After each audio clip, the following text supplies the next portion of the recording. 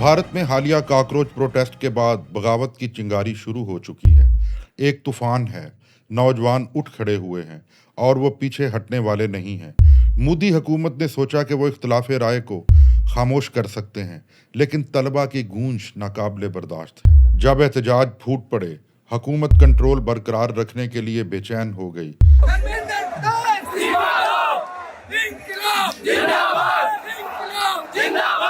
धर्मेंद्र प्रधान का इस्तीफा सिर्फ आगाज था। मोदी इंतजामिया अब खौफ की हालत में है, अपनी नाकामियों के सबूत मिटाने की कोशिश कर रही है। एहतजाज खत्म होने के बाद उन नौजवान तलबा को घरों से उठाकर तशद्दुद किया जा रहा है, FIRs और टेक डाउन नोटिस। लेकिन क्या आप जानते हैं, जितना वो सच्चाई को दबाने की कोशिश करेंगे, ये आवाज उतनी ही बुलंद होगी। मोदी, जो कभी एक देव था, अब हर मजाक का निशाना है। नौजवान अपने स्मार्टफोन से लेस हैं और वो उन्हें इस्तेमाल करने से नहीं हिचकिचाते। मोदी चोर है से लेकर दिलचस्प पैरोडी तक इंटरनेट तख्लीकी सलाहियतों से भरपूर है।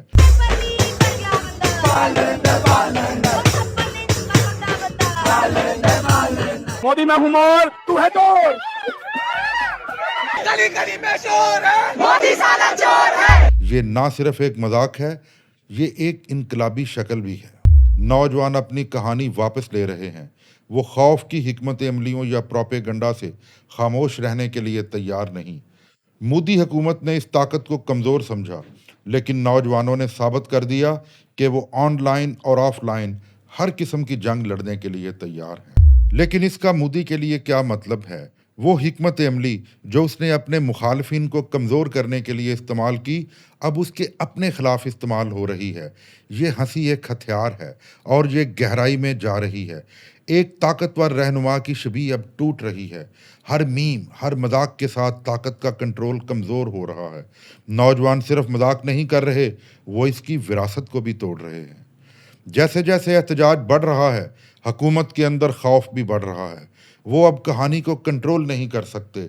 लहरें बदल चुकी हैं और नौजवान क़यादत कर रहे हैं। अभिजीत दीपके ने ऐलान किया कि ये समझते हैं कि जेनजी कुछ नहीं कर सकती। हमने एहतजाज ख़त्म किया है, तहरीक ख़त्म नहीं हुई।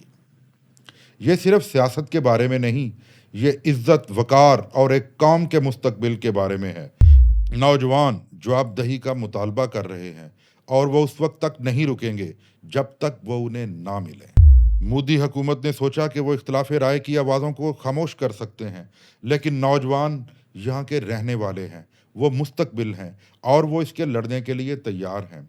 ये सिर्फ आगाज़ है। नौजवान उठ रहे हैं और उन्हें नज़रअंदाज नहीं किया जा सकता। क्या आप इनके साथ खड़े होंगे? अभिजीत दीपके ने कहा था कि मोदी जी से कहूँगा कि सुबह हो गई मामू, डेमोक्रेसी की सुबह हो गई है। अब जनता जाग चुकी है। ये पहला विकेट है।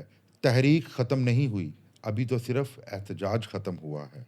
अब एक नई बहस छिड़ चुकी है कि ये सिर्फ वज़ीर तालीम धर्मेंद्र प्रधान के इस्तीफ़ा पर बात ख़त्म नहीं होगी, बल्कि वो तो अमित शाह और मोदी और सबका इस्तीफ़ा लेंगे।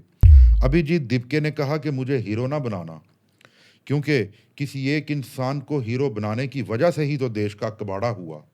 किसी को हीरो बनाकर उसकी पूजा करने वालों को बता दो कि फ़र्द वाहद को ताकत कभी ना दो।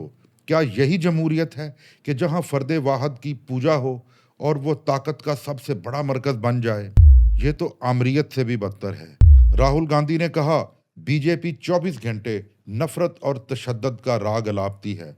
तो मोदी जी, जब जुल्म अंदर ही अंदर पलता रहे तो एक दिन लावा उबलता है और वो लावा उबलने का वक्त आ गया है।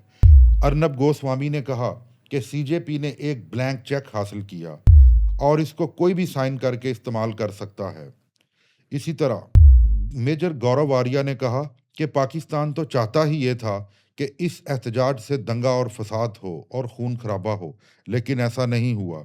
मेरा कहना यह है कि क्या दुनिया की सबसे बड़ी जमहूरियत की दावेदार रियासत में ऐसा होता है कि जब कोई अपना हक मांगने के लिए बाहर निकले तो उस पर ब्लैंक चेक लेने वाले या ब्लैक मेलर्स का इल्ज़ाम लगाया जाए या उस पर पाकिस्तानी एजेंट का इल्ज़ाम लगाया जाए।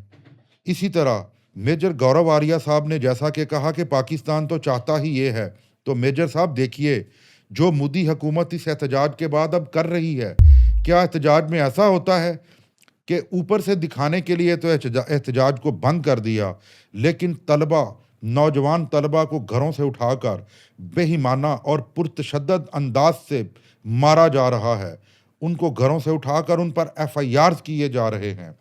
क्या ये जमहूरियत है? अगर यही जमहूरियत है तो ऐसी जमहूरियत पे लानत है। अब यहाँ पे जमहूरियत नहीं, अब हिंदुस्तान में किसी हिटलर की ज़रूरत है।